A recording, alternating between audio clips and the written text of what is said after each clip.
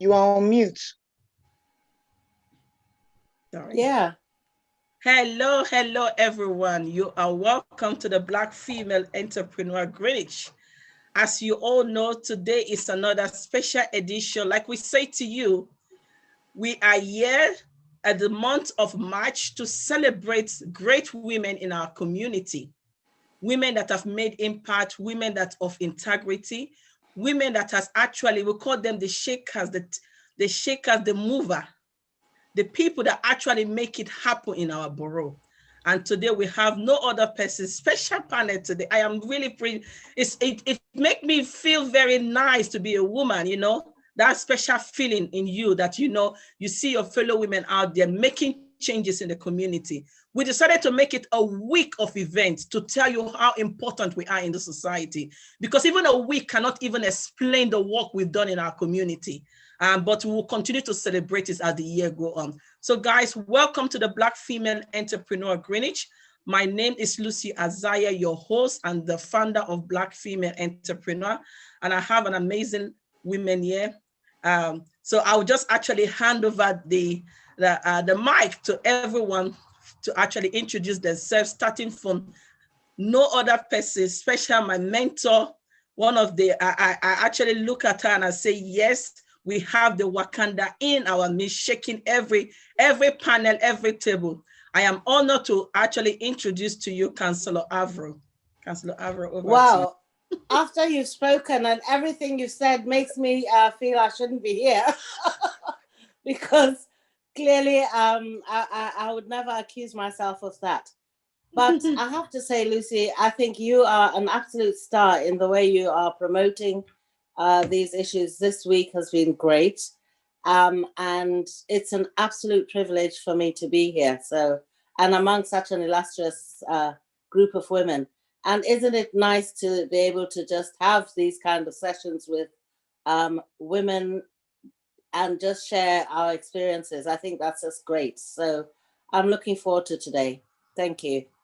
Thank you, Councillor Avro. I will move over to Jessica. Jessica, please, can you introduce yourself? Hi, I'm Jessica Schwedar and I'm the service coordinator for Mums Aid. So in Mums Aid, we support the mental health of women who are Greenwich residents and if they are pregnant or have children under the age of 2. We offer counselling and also befriending service, and we have a special program for young mums. So we look after women who between the age of 14 and 21, and we offer them counselling, but also we offer them kind of more practical support, like help with their housing, help with just anything they need help with, putting together furniture when they move into their new homes, bringing them to hospital visits, any kind of advocacy work that they need. And Mums Aid and Lucy go back a long time. So we were really honoured to be asked to sit on this panel this evening. So thank you, Lucy. Thank you very much, Jessica. And Mums Aid is a very special one to me because I remember those days when I first had my child. It was very challenging, coping with depression and the rest postnatal. So Mount Hames was a very great resources at the Children's Center. And we're glad that our Children's Center are still there. So you're welcome, Jessica. And I will go over to Mercy, professor in the house. Hello, everyone. Yes, my name is Mercy Dingwiza.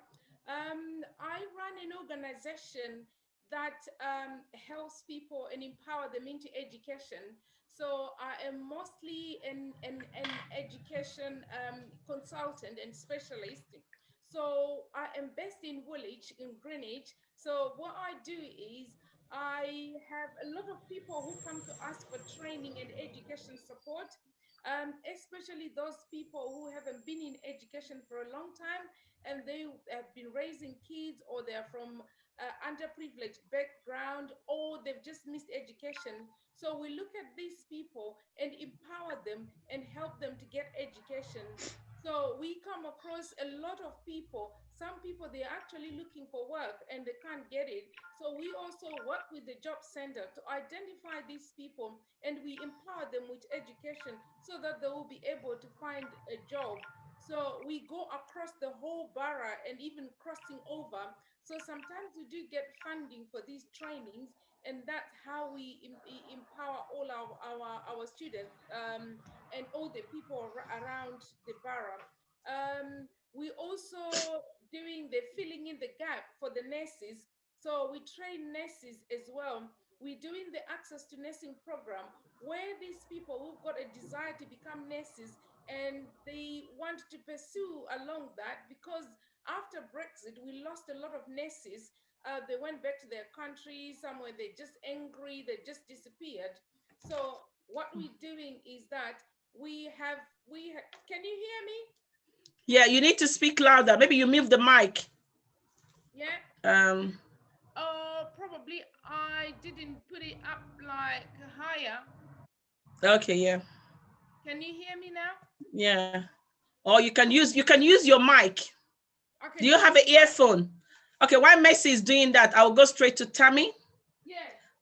Okay, is Messi coming back? You can see why we call her the professor in the house. She is the professor. Yeah. So can you hear me now? A bit faint. Just go. Faint. Yeah. So yeah, can you hear me now? Yeah. Okay, go on. Yeah, you can hear me now. Yeah, it's funny. I heard her really clearly earlier, but at the moment it's very muffled. Yeah. If you can use if you have an earphone, that will make it clear. Because it's like you're far from your phone. It's like, can you hear me now? Go on, yeah. Yes. Okay. Yes. So what we do is we educate and empower people within the community. We make them understand the British values. We make them understand that even if they have left education for a long time, we can still empower them so that they can find education, they can find themselves, they can pick up the career which they have lost. So within the Brexit, when we had the period of Brexit, we lost so many nurses. So we decided to fill in the gap and try to find these people who are interested in pursuing a career in nursing. So we started a program called Access to Nursing, and this program is being funded by the government. So we are calling all the people who are into care for a long time, those who want to become nurses, so they can join up, so we can fill up the gap in NHS. So we are really making an impact in our community, and we try to get as many people as we can so that we can fill the gap. So we are working really hard within the community and identifying this, and we're also looking into the care sector to see the care homes, those who need care, learning disability. Everywhere we are looking at the deficit of people who are actually willing to help, and we empower them so that they will be able to help in our community with those less privileged people and disadvantaged people within the protected characteristics, so we can help them and boost their lives. So yes, so this is me. We're working tirelessly in the community so that we can get the everybody get educated. Thank you very much, Messi. Thank you. I told you she's a professor. You never can tell. She's full on. and that's why we have her on board. Thank you very much, Messi. I'll go straight to Tammy. Tammy, it's over to you. Hello, everyone. My name is Tamiya Guido. I'm a support worker as well as I'm one of the project directors for Second Thought. I'm also a multimedia trainer. I do train young people how to do television broadcasts, and also I have also mentor young ladies who want to go into photography as well as broadcasting. Thank you. Thank you very much, Tammy. That is we call her AKA Madam Shoshu. I am going straight to no other person than Uloma. You know what? You're gonna see her. You see her as a panel today, but I'm telling you, get your shoe ready on Saturday. You're gonna see her in a different format, where Councillor Anne-Marie will be actually the dancing queen, will be launching the whole event. Uloma, over to you. Okay. Hi, everybody. My name is Uloma Oguduro. I'm a specialist community public health nurse. And so I work in schools with young people, primary school, secondary school.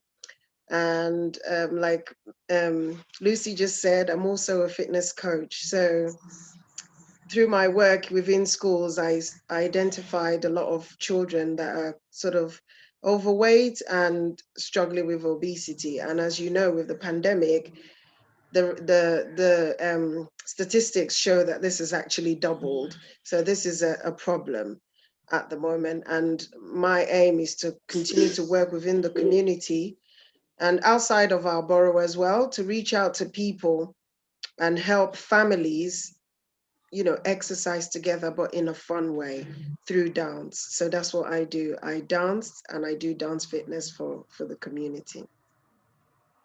Thank you very much, Uloma. You're welcome. So you can see the panel is full on. Women with such an amazing talent. And while I was saying this earlier on, I said it was an amazing to have this panel. People in health system and also doing other social activities that actually will support and empower women, and not just women, but girls. Like yesterday, we talked about the girl child, and it is important that we start it from the roots. Like Uloma, working with children in school, giving them their confidence before they become adulthood, and actually making sure that we tackle everything as early as possible. Now we're gonna go straight to why we are here today. The reason why we are here today is actually looking at the health issue affecting women's well-being and mental health. So I will be going to taking it one at a time. But first of all, let me just give you a little lowdown why we decided to set up this thing. I've been a service user, and I believe a lot of you have been a service user. We've seen a great number of a lot of our women whereby there's significant health issue that is either the way of communication, is either the system does not understand, is either they're ashamed of actually discussing this matter with their GP, or maybe they go to the GP, they don't feel because maybe the GP is not a woman, or the GP the GP is a man, and they want to discuss with a female, or maybe even though the GP is a male and a female, but they don't even know how to deliberate, how to come across, because some of these issues are private issue to women. So we decided to say, for this International Day, how do we make our women more comfortable, more confident, so that they can actually raise this issue with whoever they want to raise it? This is one from the side of the women, empowering them to do that. Then at the other side, those providing the services, making it accessible. Do not put our women longer on the waiting list. If they need to access services, they should access. We'll break it down to mental health, how this actually, with all this health issue, if you have a piling amount of different health issue, it will not become psychological issue, and how it impacts on you, and not just impacting on you as a woman, but impact on your parental responsibility. Because if you are not, I always say, you only give out happiness if you have one. If you're not healthy, if you're not happy inside, how can you pass those information back to other people? So I will first start with the table by going to Jessica. Jessica, what is your opinion on this? I know you've been working with a lot of women with Mom's Aid, and you might have come across some of this significant issue. And what is your take on that? So I think that with women, like you say, when they go to the GP, and actually even going to the GP can sometimes be a barrier for women to address their issues, because there's always something else to do. You know, they'll go to the GP with their child, or they'll make an appointment for their partner, but like a lot of women, they will put themselves at the bottom of the pile. So even actually going to the GP can sometimes be a barrier. Then when they get to the GP, you know, bringing up the issue, there often isn't enough time to have that discussion. You know, we all know the GPs are very stretched, and some of the GPs are under very, you know, they only get 2 days mental health training a year, the GPs. So it's very reduced. You know, they are constantly being trained up on all different services and what's available and what's not available. So it can be very difficult even for the GP to signpost in the correct direction. So invariably, they kind of go down the regular pathway to the IAP service, which is the improved access to talking therapies. So in Greenwich, it would be Time to Talk. So that's kind of like a one-stop shop for mental health. If you go to your GP and feel that you're struggling, that's kind of their tick box when they send them to there. But I feel that often the more specialized issues are not picked up, and it may take a long time. You know, obviously there's waiting lists. So I think that even just getting for the woman to admit that there is an issue can be delayed, and you know, things bottle up and the bucket just gets fuller and fuller and fuller. So in Mum's Aid, we would always try for preventative measures rather than reactive measures.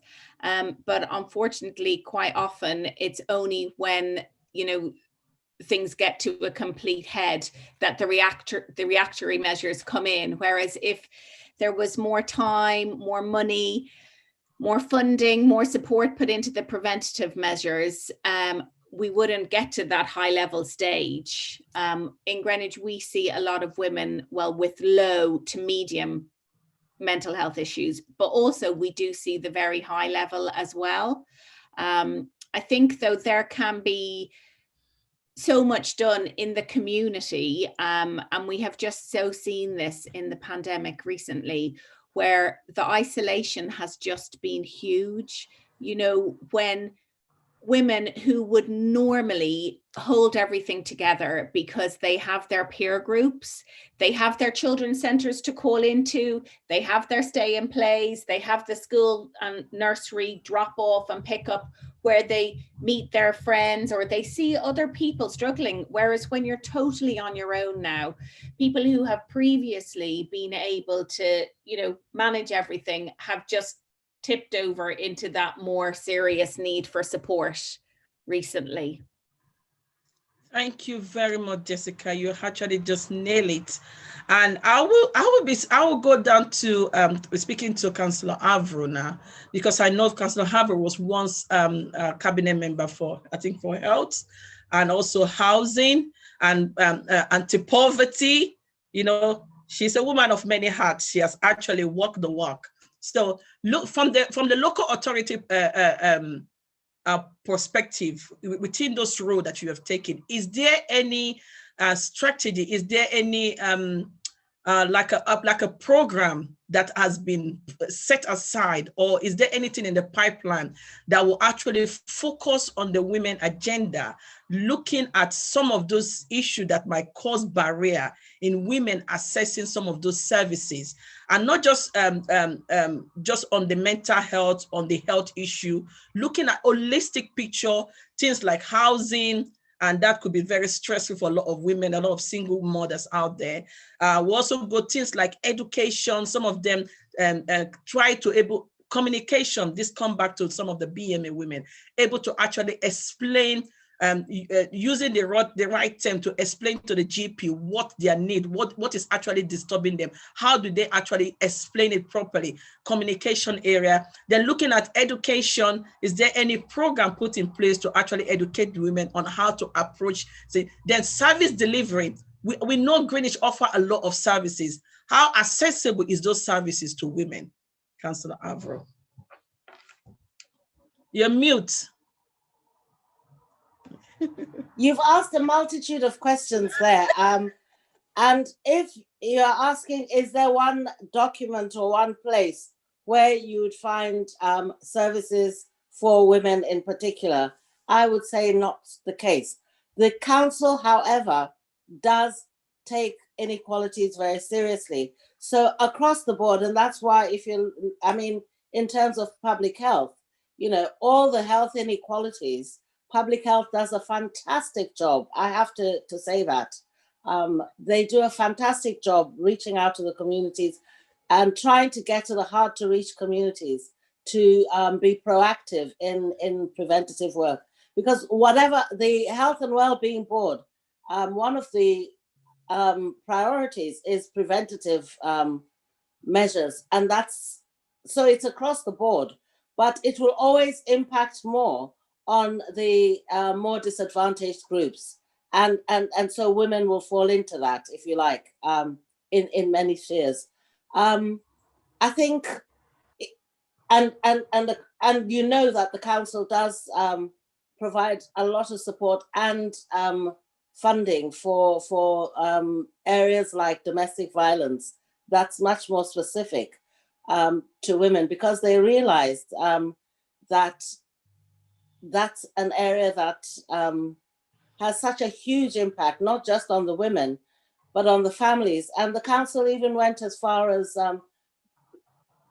providing support to the perpetrators of that violence, because sometimes, unless you can try and break that chain, you can protect the woman, but that man can go somewhere else and continue that behavior. So you need to try and break that behavior. And the council did spend a lot of time and effort to try and do that. I know that particularly under Jackie Smith, when she was cabinet lead in that area, she did put a lot of effort into that. Housing, of course, housing is a huge issue right across the board. I don't have to tell you the stats there. When we've got 20,000 people, on the waiting list, when we have an average of, 1,000 properties being let a year at best, that's, if you do the maths, that's almost a 20-year waiting list, if you're not a high priority. Again, you can see all the work that Anthony has been doing, and the council and the team in Greenwich bills and so on and so forth. So the council is looking at every way that we can work to support our disadvantaged in the communities. But I think, the point Jessica made is about women and how we approach even going to the doctors. I think it's very right. We tend to put so many other people first in the family, all our priorities. We're very low down on our list of things to attend to. So often when we go to doctors, we're going with more than one issue, potentially. Or it could be that, I will say in my case, for example, I have to be quite honest and give an example that I was coughing a lot and I was having really difficulty breathing and walking. I'd just be puffing and one of my fellow councillors, I've said, this has been going on for nearly a year. I'm taking you to an A&E because I could hardly breathe. So I was so embarrassed. I said, I can't be doing this. It's too much. It's too dramatic. I felt absolutely embarrassed, and he dragged me there. And then they said, yes, they saw something strange in my lungs. So they put me on the cancer fast track. But touch wood, I didn't have cancer. But they were not able to tell me what was wrong. So I spent another sort of 9 months struggling. And I was like a walking tractor, in terms of the way my lungs were rattling. The doctors, obviously, as we were phoning them, said, we'll send you antibiotics, which they did. But it's only when I got there and they were listening to me, they ended up calling 4 other people to come and listen to this rattle. And it transpired that, I've got chronic asthma. But I'm just trying to say that, and once they started to deal with that, I thought, how have I lived this way for this long? I should have dealt with it, because my quality of life absolutely changed once I had that attended. But again, it just goes to show these are the things we all do. So I think we need to be talking more as women. We need to be pushing each other. I think when it comes to, there are many issues, like reproductive health is probably the second highest issue facing women's health. We don't talk about things like that. I've got 3 adult daughters. And for example, the idea of miscarriages, we don't talk about that. It's almost like a taboo subject, do you see? And yet, shockingly, the percentage of women who have a miscarriage at one point or another in their lives is extremely high, you know. But again, unless we talk about it, I mean, my daughters were lucky because they've got a gobby mum like me. So when they're going for their sort of antenatal, prenatal, or whatever natal things, they will always say, come along with me. And I could ask the questions they never remember to ask. But I think we should be saying to women, if you are nervous, go with somebody. You know, sometimes people can't articulate how they feel, but we need to just bring the power back to ourselves and take steps. And we need to support each other as women. I should be able to say to Lucy, come with me. I'm a bit nervous about this. Let's go to the doctors and that kind of thing. I think we need more of that. The point that I don't know if I'm going to pronounce your name right. Obama. Uloma, yeah. Uloma, okay, my eyesight is awful. Uloma, sorry. The point that Uloma made about obesity, I mean, as a counsellor in Thamesmead, I know that long before COVID, we were looking at 40% of our young children leaving primary school to go to secondary school are overweight or obese. So you can imagine what COVID has done. And it's done that to adults as well as children. So even all the work public health has been doing to try and support healthy living and healthy weight is now going to be multiplied. So we've got new challenges that are coming out of COVID. Mental health. I mean, I don't know anybody who has not suffered from cabin fever, and that's at the complete lowest end. You know,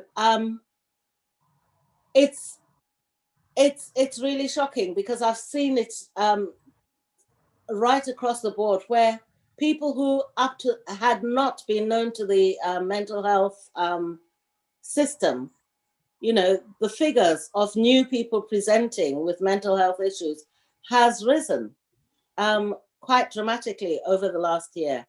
And finally, I mean, and that's, I mean, we could go on and on. However, I also think the term mental health in itself prevents a lot of people from going to present with these concerns because they don't want to be labeled as having mental health issues. As you were saying, Lucy, when I was leading on anti-poverty, I did some workshops, but because the workshops were called anti-poverty, in certain areas, nobody wanted to go there because they didn't want to be labeled as being in poverty, whereas they fitted all the definitions, if you like. So I think how we use the language is also really important in trying to bring people together and not alienating people. Thank you very much, Councillor Avro, for actually putting more light into that. I will go to Uloma because looking at your area as a fitness tutor, someone that has been actually, I always try to follow her on all those exercises you're doing, and looking at during the lockdown, a lot of us has put on weight, and you know, with women, our image is very important to us, and that actually is something that we crave to see, that we look good, how we present. It actually affect our confidence.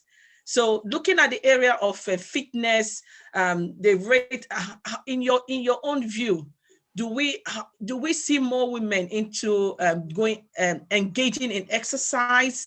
Because that exercise is really important in terms of it helps with your psychologically, your mental well-being. It helps with your weight, and also making sure you do one of those 5 a day that you're expected to do.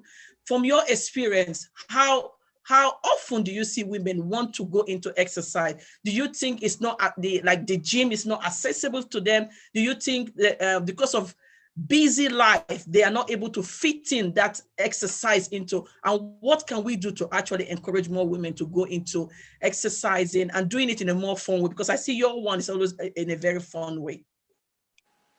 Thank you, Lucy. Yes, I think it's important, like when we're teaching our children, you know, we lead by example as parents, and that was the aim of how Flavorsize was formed. My aim was to get families doing something together. Because what happens is, as parents, what we tend to do is we prescribe a lot to our children. We'll say, you eat your vegetables, but we're not eating. You drink a lot of water, but most of the time we're not really doing all of the things that we're asking them to do. So by being that example and that role model is the key to trying to get our children motivated to being more active. And my role as a fitness coach is trying to create a platform where people can actually exercise, but the focus is not about just the exercise. It's about having fun, enjoying what you're doing, and everybody doing it in a family-centered way. So with COVID coming into play, I think in a way, there's the pros and the cons of it. You know, it's nice for people to socialize and meet in person where I'm coaching people, I can see what they're doing, I can correct techniques and mistakes, and people can actually see me. However, on the flip side, with COVID coming into play, with all activities and sessions that I've been delivering, I've been over Zoom. So for most parents, I mean, I've been in that position before where my children were a lot younger. I really couldn't leave them, especially being a single mom. It's difficult to leave your children and go off for like an hour or two just to exercise for yourself, you know? So the whole idea of the Zoom way of doing things is actually good, because then you can have parents exercising in their own homes with their families and their children, and everybody can get involved at the same time. However, I think it's important that, you know, schools can incorporate more activities that are more fun in a way. So from my experience, I have seen that, especially with girls, you know, I know Ava was talking about, you know, things that women engage in, but they don't really feel comfortable to engage in them. So you said something as well, Lucy, about the gyms. You know, I've been to gyms and I've looked at them, and they're not very, very female friendly. No. None of the gyms offer sessions where children can actually attend. You know, I think that's my aim, to try and liaise with the counselors locally to see where gyms can offer us, you know, like a window where children can come in and exercise, not with equipment, but something more physical, you know, physical activity like dance or some sort of different activities that there are some gyms that are offering it, but not a lot. In Greenwich, there's actually just one gym in West Greenwich that actually offers sessions for children, which I think is very sad, because children only go to school 5 days a week, and they probably have like maybe a day, maximum 2 days of physical education.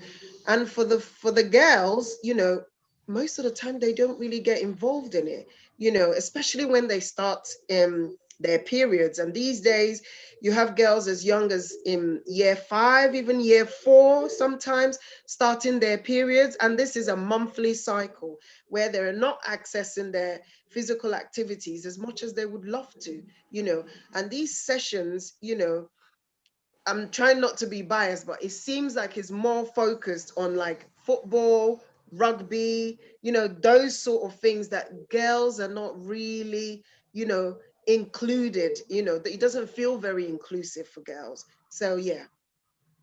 Thank you. I'm seeing that Jessica raised up her hand. We'll just give Jessica some minute to speak. If you want to unmute, yeah. I just really wanted to totally agree with you about the girls in sport from like year 4 and 5. And once they go into secondary school, they fall off the radar of sport so much. And the government and the local authorities and the academies put loads of money into building these Muga pitches, but basically all they do is play football on them. And the schools come back and say, oh, well, the girls can do the football too, but you cannot teach girls and boys football together, because ultimately the girls pull back, because that's the way society has conditioned them. And I just really think it's so important now when they go back to school after this. Everyone's talking about catch-up lessons, and they're all talking about summer schools and longer days. The children need physical, they need sport, and they need it together. And girls need to feel that they can absolutely participate and excel as well, and not be a second thought.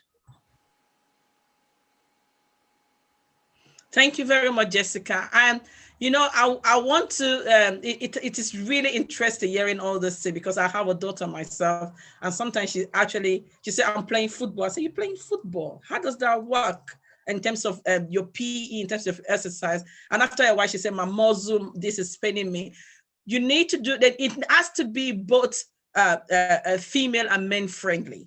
So it must not be bias in test. I know maybe unconsciously they are doing it, they don't know, but at least we are calling it out now that they need to look into the sports, the PE, the physical education for the young people, and make sure that both the female and the male are actually benefiting equally from it. This is what we call the equality chapter need to apply in this area. So I'll be going to Tammy, being someone that coordinates young people's project. And also I want you to talk from the point of view as a support care worker. We've seen during this COVID-19, a lot of our female, they are the frontline service. And as a result, majority of them get COVID. So apart from we're talking about COVID now, most of the time we are at the front line of everything. Front line of becoming in charge of the house, front line of actually taking all the trouble on our shoulder, front line of championing, front line of this. I'm an example of the front line. So we are always front line doing everything. And that actually puts a lot of stress on us. And Tammy, as a support worker, I know you have in your office, I know majority of people there they are women. You go to school, it's like the hard job, the job that actually comes with stress are always shift to the women's side, So, and this actually puts a lot of pressure on us, and not just physically, but also mentally. And it's like we are there to carry the problem of the whole war. And it's not that any good thing come along with it. So Tammy, being a support worker and a front line, I would like you to put more light on this. Thank you so much, Lucy. I appreciate this.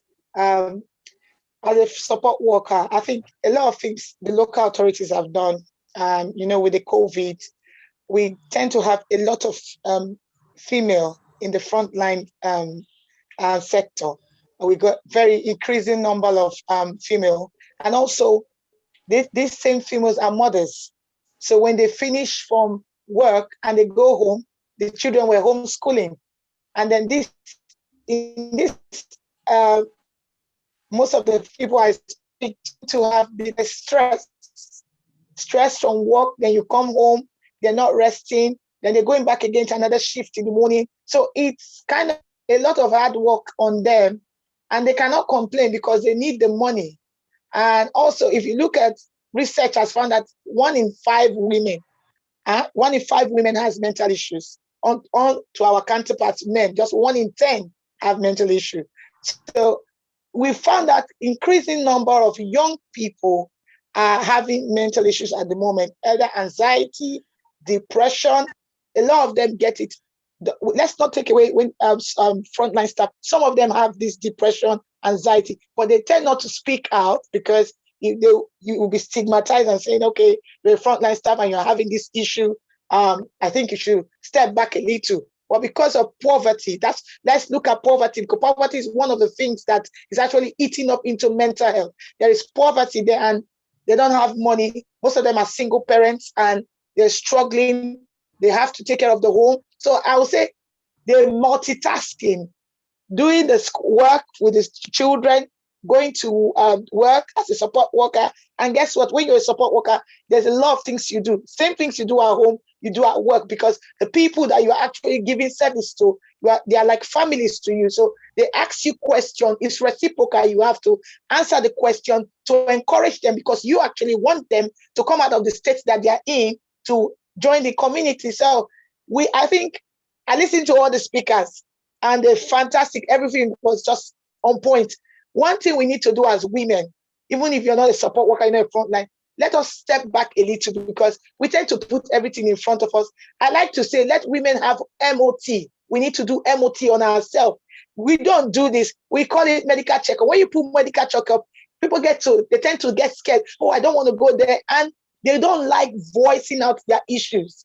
I understand sometimes privacy, or if I say they will laugh at me.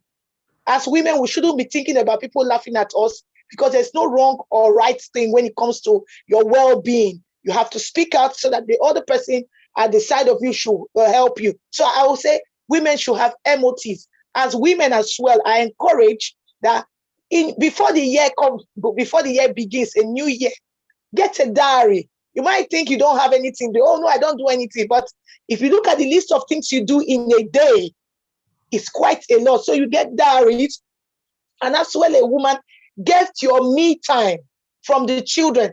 I understand I'm a single parent. I have my me time. That me time is just for me alone. It might be 30 minutes. It might be 2 hours. But your me time, you just want to have unwind. Put the children, they'll be reading their books, or when there's no COVID, they're going for activities. Then you as the mother, or you as the carer, or you as the guardian, you are having your me time. But we never have me time. You are running holidays with the children. You're running to the kitchen. You're running to the grocery shop. We never have me time. So when Councillor Avery said, we don't check things, we will just say we are fine. We're fine. But guess what? We're not fine. So I'll encourage women, check your MOT. Check yourself. Get a diary. If you don't want to get a diary so that people don't know, we have phones now, Android phones. Go on your Google. 1st of July, I have this. Then it makes you look posh. Let me use Lucy's word. It makes you look posh. And sorry, I can't do it today. I'm quite busy today. I'm doing something. Even if that thing is something that you're cooking in the house, sorry, I can't do it. Because we women, we spend too much time on phone calls, and that's not really helping. We spend hours, and that hours, if I tell you, most of them can't even tell you one thing that they got from it.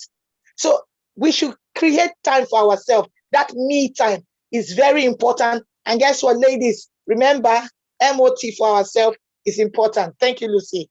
Thank you very much, Tammy. I think that is directly to me.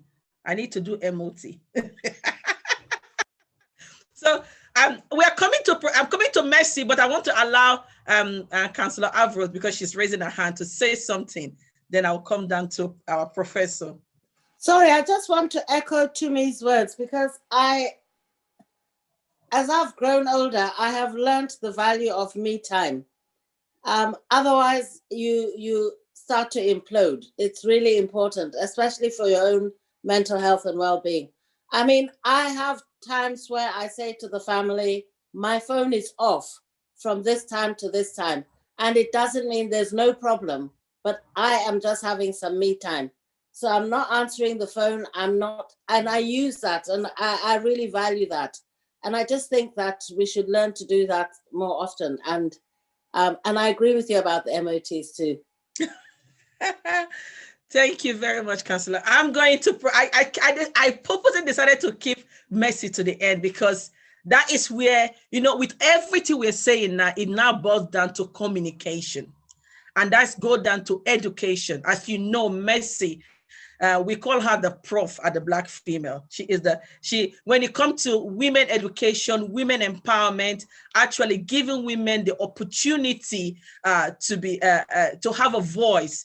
And if you don't have that basic education, all this thing we're saying, you cannot put them into practice. So we need to create training. And the good thing about what I like about Mercy is actually bringing the training to the community. And Mercy, this is now going back to you. From your experience, I know you talk a lot about training, because that is where you champion. You don't actually make it to look as if, because sometimes going to the university might be very challenging for a lot of women. Going to college might be very challenging. But what Mercy has done is actually breaking those courses down and bringing it to the community, able to have this one-to-one, not you being in this big class. So Mercy, can you put on more light on how important is this training and education for women? Yes. Yeah. Can you hear me? Yes, I can hear you. Good. Yes. So what happens in education is this: we have got what we call models of health.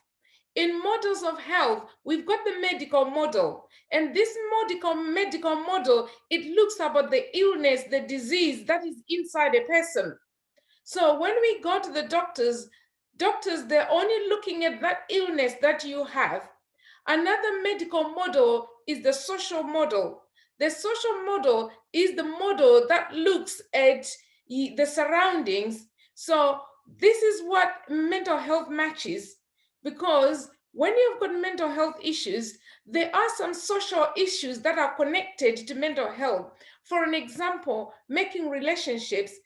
It is very important to create relationships and make relationships. As a woman, don't break relationships, because you need those people around you. You need to talk. You need somebody to socialize with. And then we have the third model, which is a holistic model. Holistic model looks left, right, back, and front. It makes you to look like what everybody has saying. The holistic model looks at you as an individual and the surrounding factors that surrounds you. So as a woman, as we grow older, we go through what we call menopause. So this menopause, it makes us to change in the way we behave. It also makes us to change the way we look, our skin, our HPs, everything starts to change at that point. But if nobody tells you about it, you don't know.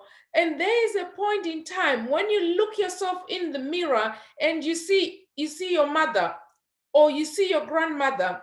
And that time, that's when mental health it kicks in, depression. You don't want to dress the way that you used to dress. You don't want, you just feel like you are getting ugly. The wrinkles are hitting you. Your skin is getting rough. Everything you're getting even darker, pigmentation is coming in. A lot of things are coming in. It is because we are aging. So women, they need empowerment and education to understand all these concepts. So there are a lot of women that we have that can help us, educate us, skin products, how we can look. Another thing, as a woman, when you are growing, make sure you have different types of friends. You've got the younger ones who can teach you fashion and who can teach you the modern things.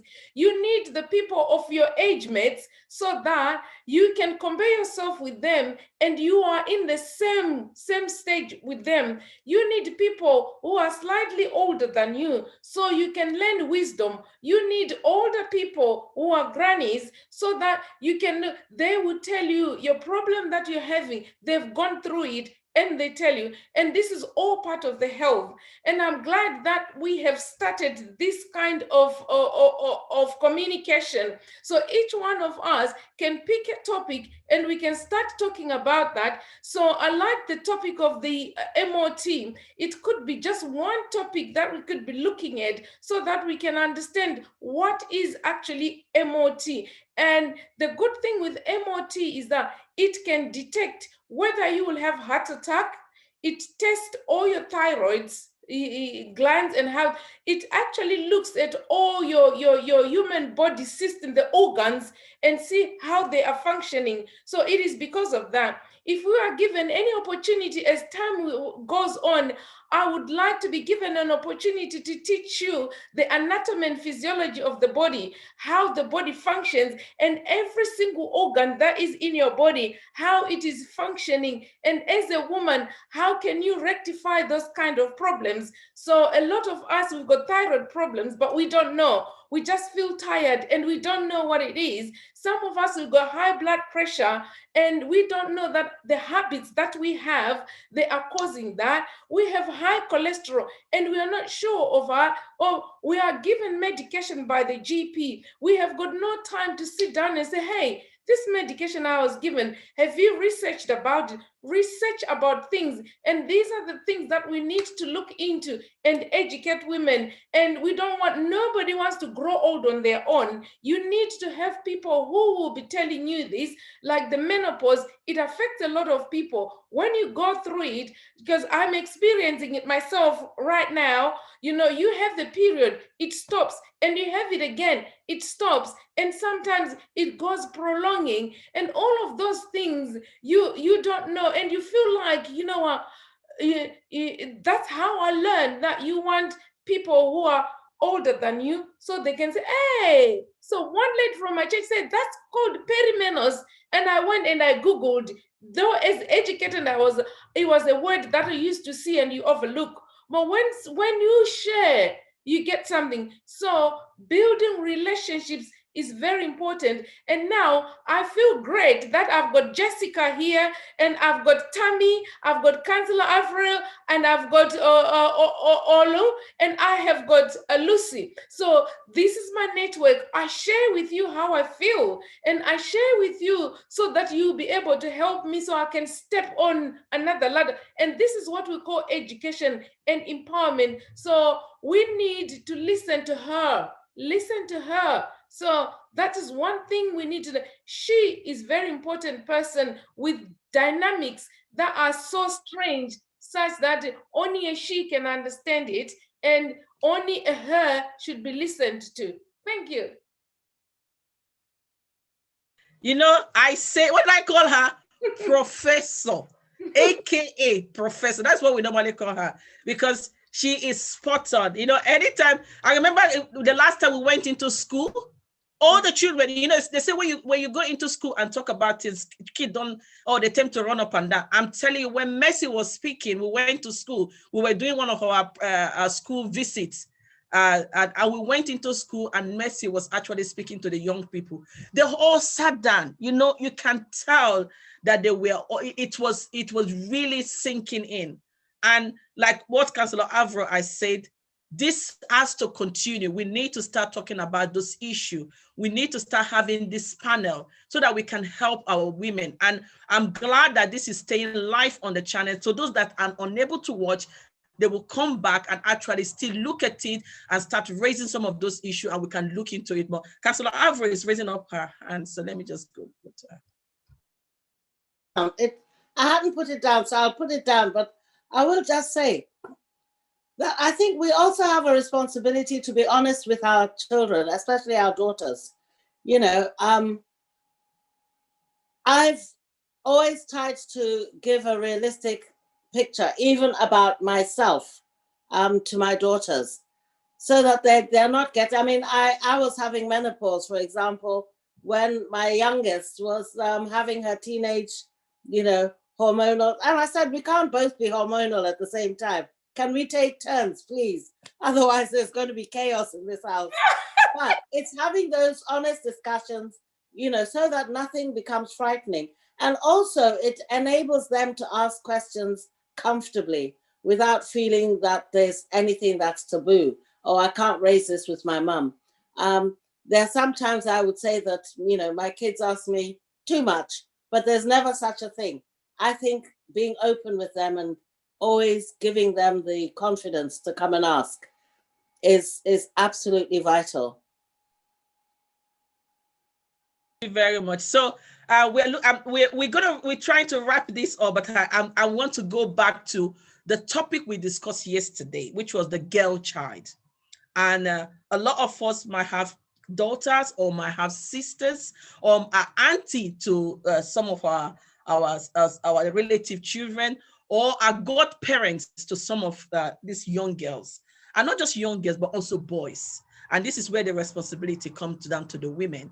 And where these children are, as they grow up, they are growing older, they started experiencing some of them sweating, body odor. And these are things that actually make people to bully them at school. In terms of, you know, some get to some age, the boys and the girls, they don't want to brush their teeth and they start having mouth odor. This is bringing self-confidence. And then they start experiencing puberty and also period and the rest, teenager hormones and just all over the places. These are some of the challenges young girls face. And as they grow older, they go to school within their peer group, and this actually can come down to affect their mental state of mind, where some people, they get bullied online or because of certain things. Then they start trying to make themselves look very artificial, removing their original self, trying to please other people. I will give all the panel 1 minute to say what should women or mothers or those that are auntie or godparents do to actually help these young girls. And I know some young girls are listening to our channel. And please, what advice will you give to girls that are facing these different challenges and how they can do personal hygiene to actually help themselves as they grow up? I'll go straight to Jessica. Unmute. Okay. Well, I have 3 daughters. One of them about to become a teenager tomorrow. The other 2 are teenagers. I think that, like Uloma was saying, we just need to teach them by example, not like prescribe to them, but that they know and they see. And I think absolutely in school, parents have a responsibility to make sure that there is clean uniform for the children, that there is what they need, you know, and have that conversation. Like, you know, once you kind of start to sweat and perspire, I will buy you deodorant. Like, so often we hear of young girls who have to buy their sanitary products, their shampoo, their deodorant out of their own money. But like, how did they have that money? So I think the responsibility, even though we do want to strive for independent women, those kind of things, the responsibility is on the parents and the mother, that baby steps to get them to an independent level, but from a young age to lead by example and show them. Thank you very much, Jessica. I will go down to Councillor Alvaro. Okay, I have 3 daughters as well and granddaughters, ranging from 32 to 45. So I believe that talking to your children and having an open and honest relationship where you can communicate. My father said to me one thing when I started to have my children, and he said, your kids are out there for more than 75% of the time. So the influences on them are, you know, the outside world has 75% of the influence. You only have a very small time with them by the time they come back from school. So you have to make home so loving, so attractive that the influences from the home and the warmth, the ability to communicate is very strong. And I've always abided by that. I think have an open, a warm, a loving relationship so that it's easy to talk to your children about all of these issues without making them feel that they are body shamed or anything like that. It's so important. At that age, young teenagers, girls are very conscious of their bodies. Even as we grow old ourselves, as Mercy was saying, you know, I've now got the confidence to say to somebody who's trying to body shame me, I haven't given you permission to have that liberty to talk about my body, you know. But it impacts on us, and it impacts, you know, sometimes people will say, oh my God, you're getting big, meaning you're growing, you know, you're getting taller. But when you say that term, you're getting big, for a teenager, sometimes that feels like body shaming, you know. So we need to be careful about how we communicate and make sure we do communicate, is what I'd say. Thank you. I'll go to Mercy. Yes. I think I've been blessed with 3 boys. I haven't got the girls, but I would have loved to have a girl child. But yeah. So since the menopause is hitting, I think it's out of question now. So I have to live with it. But if I had a daughter, I think communication is very important, and create a culture where nothing is hidden. Make use of sitting together at the table. Mother and daughter, they need to go on holiday together. They need to go and sit in McDonald's together. They need to go for a coffee together. They need to talk about things. You need to remind your daughter you are beautiful. That is one thing. Charity begins at home. If mom doesn't tell me I'm beautiful, who's going to tell me I'm beautiful? You look amazing every day. Oh, that dress, your uniform look really nice. I wish it was a little bit longer.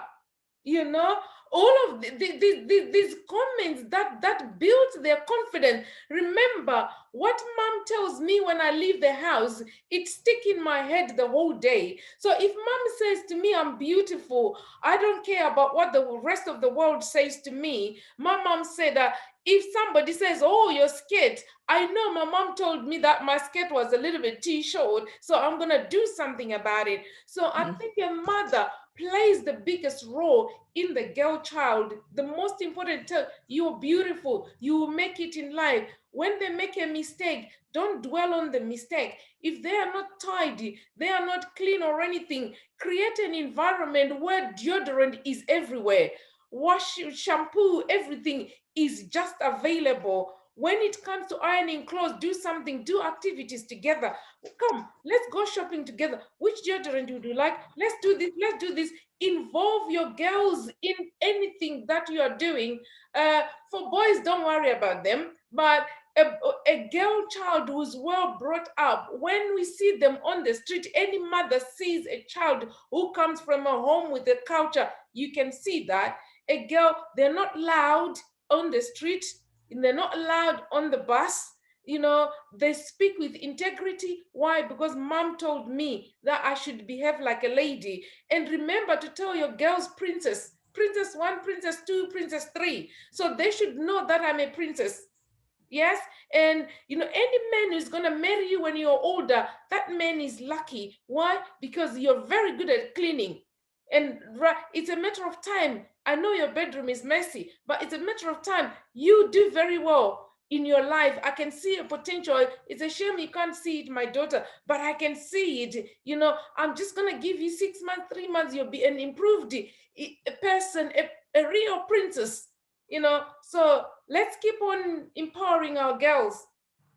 Thank you very much, Mercy. That reminds me, because is it 8 years or 6 years ago, I actually cut my hair, and that was why, because my daughter, I think my daughter was around 3 or 4. She came back from school. She's telling me, "Oh, mommy, they say my head is fuzzy," and I said, "What's fuzzy?" They say my hair is very fuzzy. I want my head to be slicky. I said, fuzzy and slicky. I said, there's nothing wrong with your hair. And I said, you know what? I said, oh, mommy, you have a slicky hair. I said, I don't have a slicky hair. It's just that I went to the salon. So you know what I did? Before my daughter came back from school the following day, I went to the barber and I chopped the whole thing off. So, and I allowed my natural hair to start growing up. And I said, Fatima, you can see we both have the fuzzy hair. Both you, me, we are both fuzzy together. So there's nothing wrong with it. And now my daughter is so proud with her afro hair. She loved it. She doesn't want to go to the salon. She just wants to keep it. She enjoyed me actually doing the pom-pom for her, just packing it up. So like you say, we have to show our children by example. Thank you very much, Mercy. I'll go to Uloma, then Tammy will be last. Yeah, I agree with what everybody has actually said on here. I've got one child, and fortunately, I don't know if I was taken after my mom's footsteps, but I was the only girl as well. And growing up, I was actually quite tomboyish, believe it or not. So I didn't really know much about anything. And in I'll say in my culture, growing up, a lot of women's health issues wasn't something that was talked about. It was like some sort of a taboo. I remember coming home one day as a teenager, as an adult, and I said to my mom, "Mom, why didn't you ever talk to me about periods? Who do you think taught me how to put my pads on and everything else?" And she said, "I don't know, because I just learned off my friends." So it's important, like Mercy said, you know, being able to have that communication with our children. I remember going into a school somewhere in East London, and I was doing a talk, a puberty session, slash FGM awareness. And there was a group of boys and girls in the classroom. And after I finished my session, and I said to the boys, you know, can you tell me one thing that you will take away from today? And one of the boys just raised up his hand and he said, "I'm definitely not going to marry a girl who hasn't been cut." And they all started laughing. And for me, it was like, I literally stood here for like an hour talking to you about why FGM is not, it's not healthy, it's not hygienic. And it dawned on me that, yes, we're talking about parents teaching our children, and we also have to be mindful of the community that they come from, you know, the environment that they come. I remember Mercy was saying something about, you know, the social model and the holistic model. So we do need to be aware of these things. You know, cultural practices, beliefs, religion plays an important role in what parents can actually teach their children. So some of the information that we do have and that we're sharing today, we do have to, in some communities, we have to teach them to unlearn what they've actually learned, if that makes sense. Do you know what I mean? Yeah. Mm. Well done. Lucy, you're on mute. I'll go straight to Tammy. Yeah, I think everyone has said everything. Well, I'm going to say this. This is a question. How many times do you tell the girl child you love them? How many times when they're going to school in the morning? How many times you go, "I love you"? Some of us tend not to even say, we don't say that to them because we just feel they are fine, go to school. And secondly, if you don't teach your children, the television and the internet will teach your children. So I believe that the home, because sometimes we put it to the government, but the home is the foundation, and mothers need to form that bond with their children. Children, we are not manuals to bringing out manuals. This is how you should be. This is what I did. I don't want you to do it. Yes, I understand, but you need to put that child in the lane. Let the child be able to communicate. That's why when everybody is saying communication, actually communication is really, really good, because in our society today and in our community, a lot of things our girl child are learning are quite things that we didn't even learn when we were younger. And when your child tells, "Oh no, I never did this," but we should always have that avenue where the girl child is able to interact with us, and we should interact, know the friends that our children are actually interacting with them, because it's very important for you, because something can happen and you don't know your daughter's friend. And maybe the local policeman will ask you, "Who is her friend?" I say, "I don't know." And that's not a very good answer to give her. So the girl child, we really, really need to, because they are going to be the next generation of women that we are bringing up, that are coming, are going to be mothers as well, and also very important in our society. So the foundation, we need to actually make them, like Mercy said, take them out, let them have a cup of tea with us, let them chat with you. Please do not see any question that they ask you that is a silly question. Always, sometimes I know we mothers, we are tired, but give them that, even if they're saying, "Mommy, this, that," just put an ear to it, because it's very important. So please do not forget to always tell them, "I love you." Thank you. Thank you very much. You know what? This has been an amazing session. I am blessed, and I've learned. You know, you learn every day. You learn every day. It is such an amazing, and I look forward to actually continue this Greenwich Women Speak Out. This is Greenwich Women speaking out, helping to shape the society, pulling the pork and actually taking the bull by the horn. And I love this. You know, it reminds me back home when I was growing up as a child. Among other, you see your mother, they sit down with other women, they are talking, they're actually telling you, oh, that child, they will bring you to the side and they start telling you, you need to do this. We don't expect you to do that. We don't have that culture yet, but I think once we start this conversation, Greenwich women speak out. This is what I call it. I know it will make a big change. Guys, I am so glad that you've actually honored this, our invitation, and just 30 seconds each, one after the other. What is your International Women's Day message for 2021 to every women and girls out there? Start with Councillor Avro. Believe in yourself, trust yourself, and go out there and grow. Thank you. Straight to the point. And I'll go to Jessica. So every morning I wake up and I say, today I will try and be better. So I think that is just really important message to have. But at the end of the day, you have to count the things you have done well, because we can always improve, but we also have to acknowledge what we have done well. Thank you very much, Jessica. I'll go to Uloma.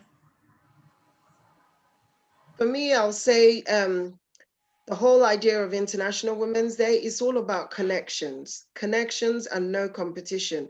Seriously, because that womanhood and sisterhood, there's power in it. So much power when we stick together and work together in unity. Thank you, Uloma. I'll go to Tammy. Always, for me, I'll say always create me time and always square your shoulder and say, I can do anything that comes my way. Thank you very much. And I'll go to our Honorable Mercy. Yeah, appreciate each other. Always say nice things about the other person. And remember, if you don't talk about them, they don't talk about you. Thank you. Very straight to the point. Professor never fail.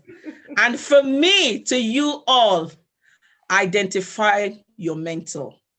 There's a lot of them. Before we started this session, I was saying to Jessica, there are 3 women that has actually make me who I am today. And they are such an amazing woman for me. And they've picked me up. They've helped me to grow. They've identified my weakness, and they've actually helped me to know how the system works. And in fact, I dedicate these International Women to them. One of them is Nessa Iden. She used to be the former manager for Children's Center. She's a South African woman, very powerful South African woman. She was the only head of Black woman in the Children's Center in Greenwich. She was a powerful woman that have actually mentored me from South Africa. The second person is Miriam. She is the founder of Moms Aid, and she championed me and she believed in my dreams, and she has actually taken my hand to achieve. And the other person is Don Brown. Don Brown is from Homestar. So you see, like what Mercy said, you say you need to pick those people that are those above you, those that know very well, those that are below, those that are out there. So pick your mentor. Don't be scared to pick somebody to mentor you. And in my political sector, I was going to give it my heart to Avro, who has actually been there to support me and say, Lucy, this is how the political world works. So I raise my heart to all these women that have actually been there for me. I dedicate this International Women's Day to you. So thank you all. It was an honor actually hosting this event. And I hope you guys join us tomorrow. Tomorrow is our pampering session. You'll be so surprised that, yeah. So tomorrow we are having a pampering session, and we are having a special guest. This time around, it's not a woman, but a man actually trying to come in to tell the women how to look good, how to look after themselves. So guys, do not miss that session tomorrow. 7 o'clock. You'll be having somebody. It's a local resident. It's a man. It's a beauty therapist, and he will teach you massage, how to look after your body, and also using some natural products.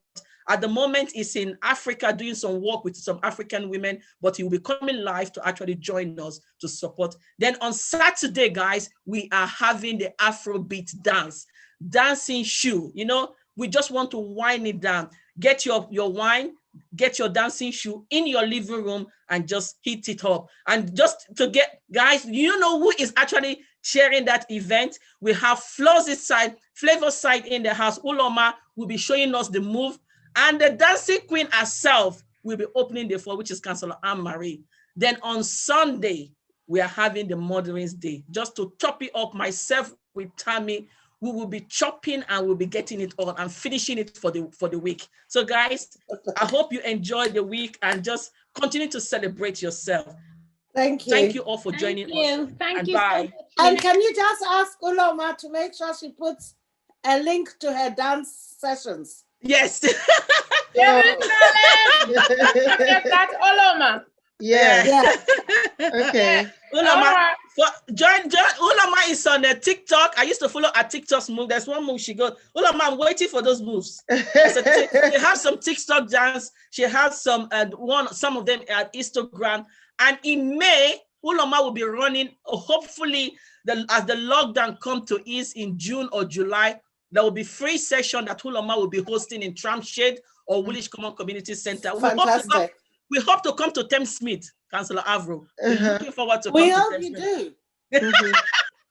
We hope you Definitely. do. Celebrate lockdown with a dance session. We've got a lot of parks. Yeah. You see, Uloma, you see? Yes, I've got a lot of work on my hands, right? You got a lot of work in your hand. Busy. You're fully booked. You're Yes. fully booked. Get us back to our fit. Well, get us fit. Definitely. I wouldn't So say back. thank you all, and I'll see you soon. Bye. Thank you. Thank you. Thanks, Lucy. Bye. Mercy, bye. Bye. Take care, Jessica. Bye. Bye.